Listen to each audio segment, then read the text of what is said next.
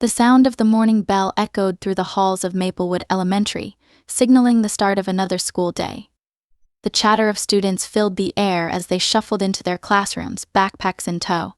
Room 3 billion, home to MS. Evelyn Carter's 5th grade class, was already buzzing with activity. The walls were covered in colorful posters of multiplication tables, inspirational quotes, and a calendar tracking the days until the next holiday. MS Carter, a teacher in her early 30s with warm brown eyes and a gentle smile, stood at the front of the room, greeting each student as they walked in. She loved her job and approached it with a passion that inspired her students to learn, even those who struggled the most. One of those students was Sam Parker, a quiet boy with sandy brown hair and a habit of sitting in the back corner of the room. Sam was a bright child, but his circumstances often held him back. His clothes were always clean but visibly worn, and his shoes were patched in places where the sole had split. Most days he kept his head down, avoiding attention, but MS Carter had noticed the telltale signs of a student in need. That morning, as the students settled into their seats, MS Carter walked around the room, glancing at the supplies on each desk. Most children had their pencils, notebooks, and folders neatly arranged, but when she reached Sam's desk, her heart sank. He had a single broken pencil, its eraser worn to the metal, and a tattered notebook with barely a dozen blank pages left. She remembered seeing him borrow supplies from classmates in the past, and now it was clear why. After class, MS Carter called Sam to her desk. He approached hesitantly, his hands shoved into his pockets. "Sam," she began gently, "I noticed you're running low on supplies. Is everything okay?" He shrugged, not meeting her eyes. "Yeah, it's fine. I'll ask someone if I need to borrow something." Her heart tightened at his response. She had seen this before: students too proud or embarrassed to admit their struggles. "You shouldn't have to borrow all the time. How about this? After school, I'll pick up a few things for you. You can leave them here if you'd like, so they're always available for you in class." Sam's eyes darted up, surprised. "You don't have to do that, MS Carter." "I know I don't have to," she said with a kind smile, "but I want to. We all need a little help sometimes." He hesitated, then nodded. "Okay, thank you." Later that day, MS Carter stopped by the local supply store. She filled her basket with notebooks, pencils, crayons, and a sturdy pencil case. She even picked out a new backpack, guessing Sam's current one had been patched up a few too many times. As she checked out, she felt a pang in her chest, not for the cost, which she was happy to pay, but for the thought of Sam and others like him who went without the basics they needed to succeed. The next morning, she placed the new supplies on Sam's desk before he arrived. When he walked into the classroom and saw them, his face lit up in a way she hadn't seen before. "Are these for me?" he asked, his voice a mix of disbelief and excitement. "They're yours," she said. "Use them well." "Thank you," he said again, his voice barely above a whisper. He held the pencil case like it was a treasure chest, his fingers tracing the edges. "I'll take good care of them, I promise." From that day on, MS Carter noticed a change in Sam. He raised his hand more often, participated in group projects, and even volunteered to help her with classroom tasks. It was as if having the tools he needed had unlocked a part of him that had been hidden away. Still, the challenges of teaching went far beyond helping one student. MS Carter knew there were other children in her class facing similar struggles, and she often found herself dipping into her own pocket to buy extra supplies, snacks, or books. It wasn't easy. Her teacher's salary barely covered her own bills, but she couldn't imagine doing anything else. Her students were worth it. As the school year went on, she kept a special eye on Sam.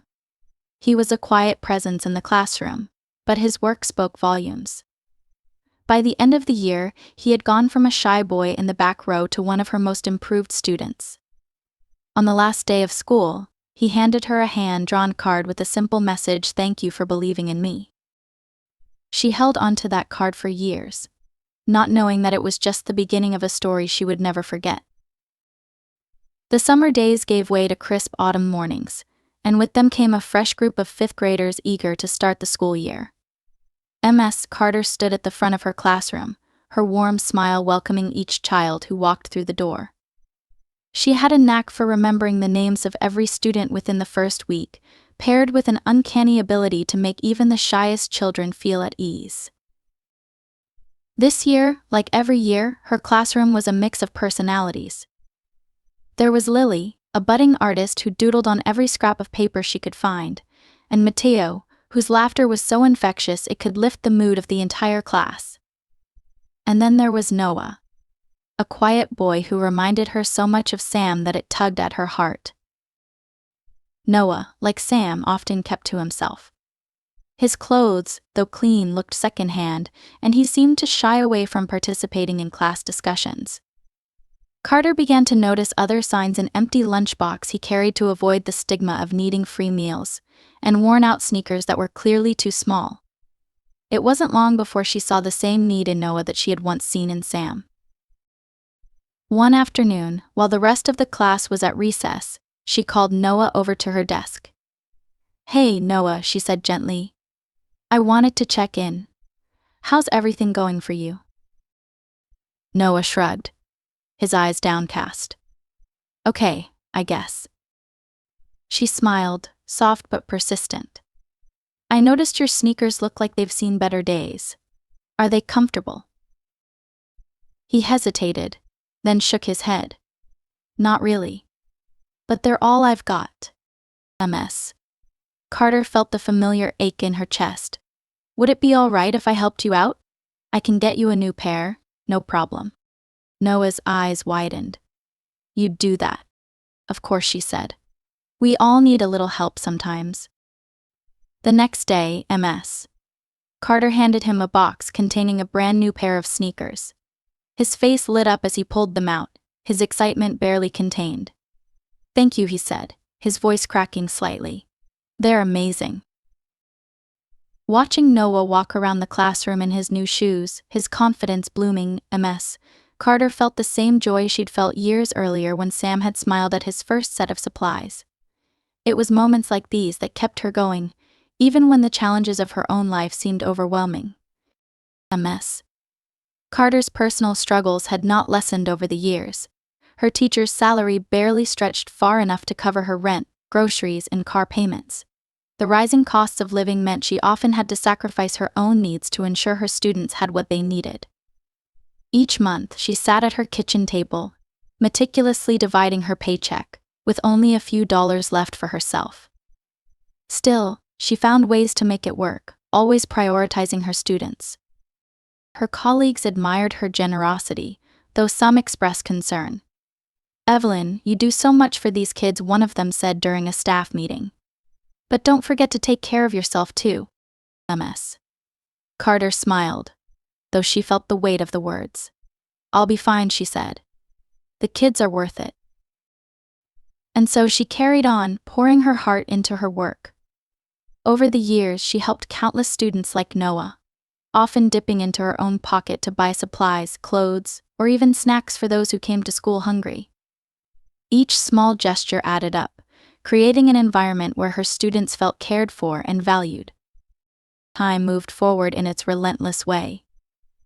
The children she had taught grew up and moved on, but Ms.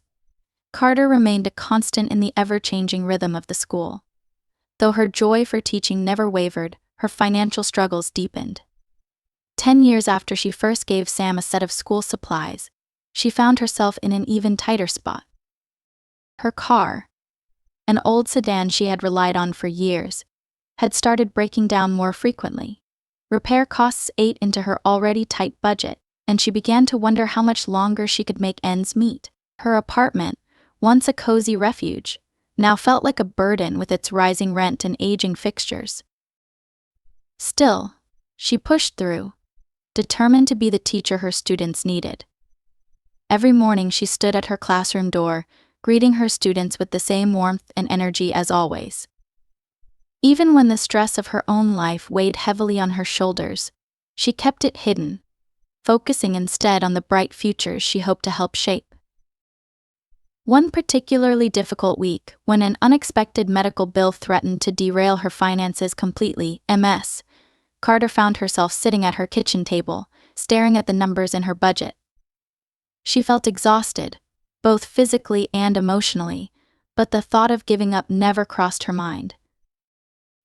Little did she know, the impact of her years of selflessness and dedication was about to come full circle in a way she could never have imagined.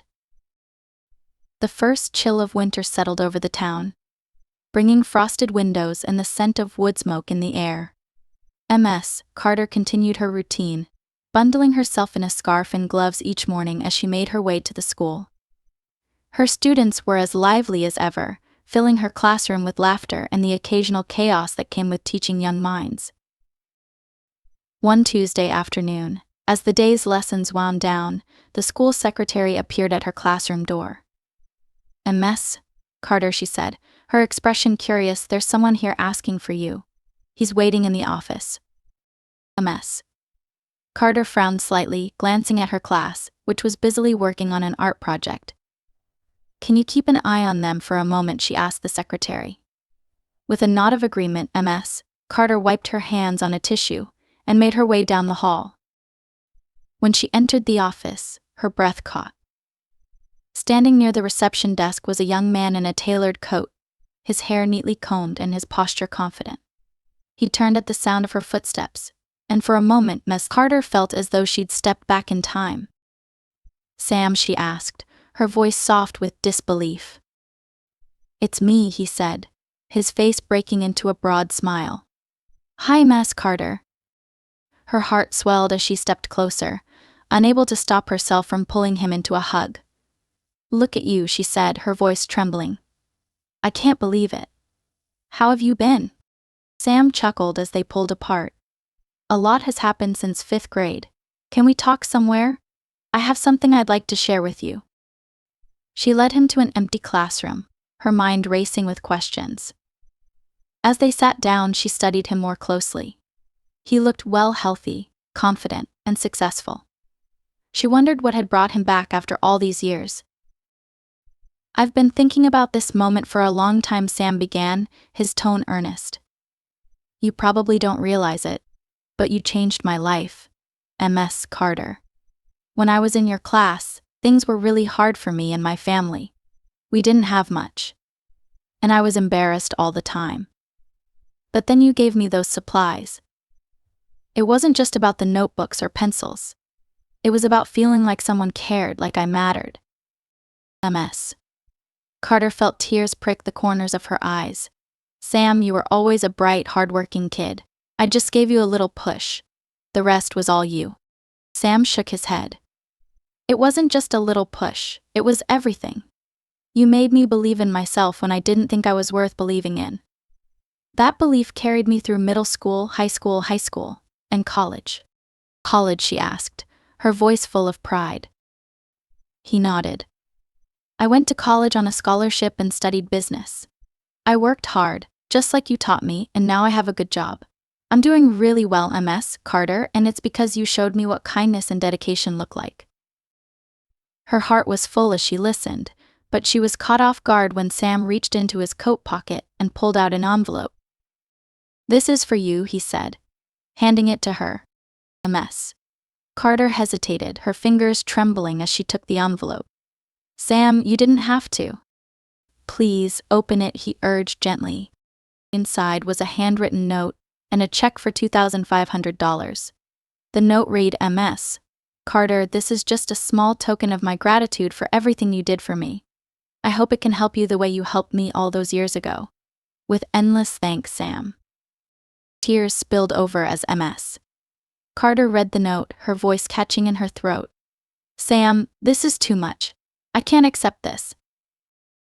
"Yes, you can," he said, his voice steady. "I've been saving for years because I wanted to give something back. You've done so much for so many kids. It's time someone did something for you." Ms. Carter looked up at him, her vision blurred by tears. "You have no idea what this means to me," she said, her voice breaking. "Thank you, Sam. Thank you so much." He smiled, his expression warm. It's the least I could do. For a moment, they sat together in silence, the weight of the moment settling over them. It was a full-circle moment, a testament to the power of kindness and the impact one person can have on another. That evening, as Ms. Carter sat at her kitchen table, she read Sam's note again, her tears falling freely. The check in her hand wasn't just money, it was proof that her life's work had mattered. It was a reminder that even the smallest acts of compassion could ripple outward in ways she never imagined. The following days were filled with a profound sense of gratitude that Ms. Carter couldn't quite put into words. She had always believed in the quiet power of teaching, but seeing that belief reflected in Sam's success and his heartfelt gesture left her deeply moved. Still, her modest nature kept her from sharing the news with many people. It wasn't the amount of money that mattered most, it was the recognition of how her care had influenced someone's life. Sam's visit lingered in her thoughts as she continued with her routine. The check allowed her to breathe a little easier. She paid off the overdue repair bill for her car and caught up on her rent. For the first time in years, she felt a small measure of relief, a feeling she hadn't realized how much she missed. As she went about her days at the school, she began to notice subtle changes in herself. She found renewed energy in her teaching, pouring more creativity into her lessons, and giving her students even more of the encouragement she knew could make all the difference. It wasn't just about teaching math or history, it was about shaping lives, just as Sam had reminded her. One Friday afternoon, as the final bell rang and her students packed their belongings, Ms. Carter noticed a girl lingering at her desk. Kayla was a quiet child who rarely spoke up in class, but her sharp mind and kind heart shone through in her essays and group projects. "Kayla, did you need something, Ms.?" Carter asked, smiling warmly. The girl hesitated, then approached, holding out a small handmade card. "I made this for you, Ms. Carter. I wanted to say thank you for helping me. You're my favorite teacher." Ms. Carter opened the card, which was decorated with brightly colored hearts and stars. Inside, in careful handwriting, Kayla had written, "You make me feel like I can do anything. Thank you for always being kind." Tears welled in Ms. Carter's eyes as she knelt to hug Kayla. "Thank you, sweetie. This means so much to me." Kayla smiled shyly before running off to join her friends, leaving Ms. Carter holding the card. It was a small reminder of why she had chosen this path despite its challenges, and why she had stayed on it for so many years. Later that evening, as she sorted through her teaching materials, Ms. Carter placed Kayla's card next to Sam's note on her desk.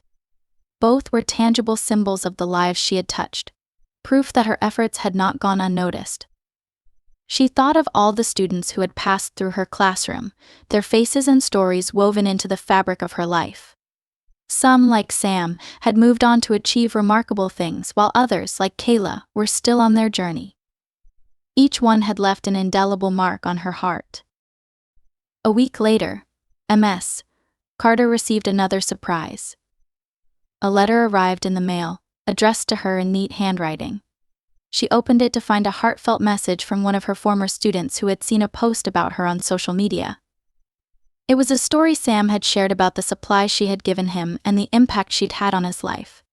The post had gone viral within their small community, sparking an outpouring of gratitude from students and parents alike. The letter read, "Dear Ms. Carter, I just wanted to say thank you for everything you've done for all of us. You might not remember me, but you were the first teacher who made me feel like I was smart enough to succeed. I'll never forget how you encouraged me when I was struggling. Thank you for believing in us." The letter ended with a simple signature, but it was enough to bring a fresh wave of tears to Ms. Carter's eyes. She had always believed that teaching was a calling, a way to make a difference, but she had never imagined that difference would ripple out so far. For the first time in years, Ms. Carter allowed herself to truly pause and reflect. Despite the financial struggles, the long hours, and the emotional toll, she knew she wouldn't trade her journey for anything. The rewards, though often intangible, were more meaningful than she could have ever hoped for. And with Sam's gesture and the renewed support from her community, she felt more certain than ever that her work mattered. The weeks that followed brought an unexpected whirlwind of attention. Ms. Carter's story, shared by Sam and echoed by others, spread throughout the town and beyond. Messages of gratitude poured in from former students and their families, recounting moments of kindness she had long forgotten, but that had stayed with them for years. At first, Ms. Carter felt overwhelmed by the attention. She had always believed her efforts were simply part of being a teacher, nothing extraordinary, just the right thing to do. But as she read each note, she realized how deeply her actions had impacted those she had taught. Her classroom had been a refuge for so many, a place where they felt valued and capable. One Saturday morning, Ms. Carter was tidying her apartment when her phone buzzed with a message from the school principal. It was a simple request to meet at the school later that day, for what was described as a community discussion. Curious but unaware of what to expect, she agreed. When she arrived at the school, she was greeted by a surprising sight. The gymnasium was filled with familiar faces, current students, parents, and former students who had traveled back to Maplewood to be there. The walls were decorated with banners that read, "Thank you, Ms. Carter, and a teacher's heart changes lives." Tables were filled with baked goods, balloons, and photos from her classroom over the years. She stood in the doorway, speechless, as the crowd erupted into applause. "Ms. Carter," the principal said, stepping forward, "this is for you. Your dedication has touched countless lives, and we wanted to show you just how much you mean to this community." As she walked into the room, students and parents surrounded her, sharing stories of how she had impacted their lives. A mother told her how she had inspired her son to pursue a career in science. A former student recounted how her encouragement had helped him overcome a learning disability. Each story was a thread in the tapestry of her career, woven together to create something extraordinary. Near the center of the room stood Sam, smiling proudly. He approached her, holding another envelope. "I hope you're not tired of surprises yet," he said with a wink. "Ms. Carter laughed, still overwhelmed. "What's this?" "Open it," he said. Inside was a certificate from a local nonprofit organization, along with another check, this time for $10,000. The certificate detailed a new scholarship fund established in her name, intended to support students who needed financial assistance for school supplies or extracurricular activities. "This is your legacy," Sam said. "We wanted to create something that would keep your kindness alive for generations." Tears streamed down Ms. Carter's face as she hugged him. "I don't know what to say," she whispered. "Just keep being you," Sam replied. "That's all any of us ever needed." The rest of the day was a blur of laughter, gratitude, and reflection. Ms. Carter left the event feeling a sense of fulfillment she had never experienced before. For years, she had poured her heart into her work, never asking for recognition or reward. To see her efforts honored in such a meaningful way was both humbling and affirming. That evening, as she sat in her apartment, she looked around at the cards, photos, and gifts from the day. Her heart was full, not because of the money or the accolades, but because of the people whose lives she had been fortunate enough to touch. She knew her journey as a teacher had been worth every struggle, every sacrifice. As she prepared for bed, she glanced at the note Sam had given her years ago, now framed on her desk alongside Kayla's card. The words, "Thank you for believing in me," shone brighter than ever. It was a reminder of what truly mattered, the lives she had helped shape and the ripple effects of kindness that would continue long after her time in the classroom. Ms. Carter drifted off to sleep that night with a smile, her heart lighter than it had been in years, knowing that her work had left a legacy of love, compassion,